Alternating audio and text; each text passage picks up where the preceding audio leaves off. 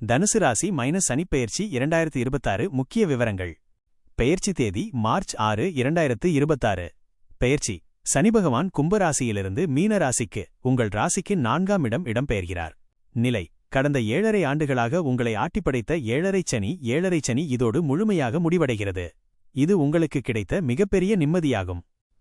4 இல் சனி தரும் பலன்கள். அர்த்தாஷ்டம சனி. 7.5 சனி விலகினாலும் சனி பகவான் உங்கள் ராசிக்கு 4ஆம் இடத்திற்கு வருவதால் இதை அர்த்தாஷ்டம சனி என்று அழைப்பார்கள். இதன் பலன்கள் பின்வருமாறு இருக்கும். 1. தொழில் மற்றும் வேலை.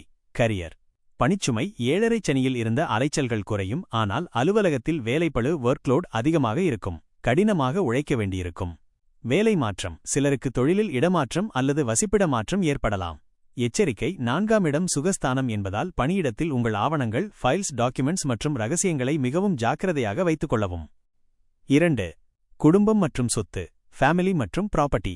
வீடு, வாகனம். புதிய வீடு கட்டுவது அல்லது பழைய வீட்டை புதுப்பிப்பதற்கான சூழல் அமையும். வண்டி வாகனங்களை அடிக்கடி பழுதுபார்க்க வேண்டிய கட்டாயம் வரலாம். தாயார் ஆரோக்கியம். உங்கள் தாயாரின் உடல் நலத்தில் அதிக அக்கறை காட்ட வேண்டும். அவருடன் சிறு கருத்து வேறுபாடுகள் வரலாம். விட்டுக்கொடுத்துச் செல்வது நல்லது. சொத்து விவகாரம். நிலம் அல்லது வீடு வாங்கும்போது சட்ட ரீதியான ஆவணங்களை சரியாக சரிபார்ப்பது அவசியம். 3. ஆரோக்கியம் ஹெல்த்.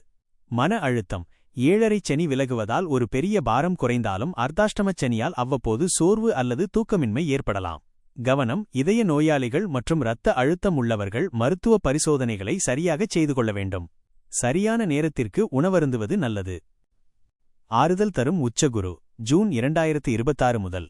சனி 4 இல் இருந்தாலும் ஜூன் 2ஆம் தேதி முதல் உங்கள் ராசிநாதன் குருபகவான் 8 இல் உச்சம் பெறப்போகிறார். இது உங்களுக்கு விபரீத ராஜயோகத்தை தரும். சனியால் ஏற்படும் தடைகளைத் தாண்டி திடீர் பணவரவு மற்றும் அதிர்ஷ்டங்கள் மூலம் குரு உங்களை காப்பார். பரிகாரங்கள். ஆஞ்சநேயர் வழிபாடு. சனிக்கிழமைகளில் ஆஞ்சநேயருக்கு வெண்ணெய்க்காப்பு சாத்தி வழிபட அர்த்தாஷ்டமச் சனியின் தாக்கம் குறையும். குலதெய்வ வழிபாடு. வருடத்திற்கு ஒருமுறை குலதெய்வ கோவிலுக்குச் சென்று வஸ்திரதானம் செய்வது குடும்பத்தில் அமைதியை தரும். தானம். ஏழை நோயாளிகளுக்கு அல்லது முதியோர்களுக்கு மருந்து மற்றும் மருத்துவ உதவி செய்வது விசேஷமான நற்பலன்களை தரும்.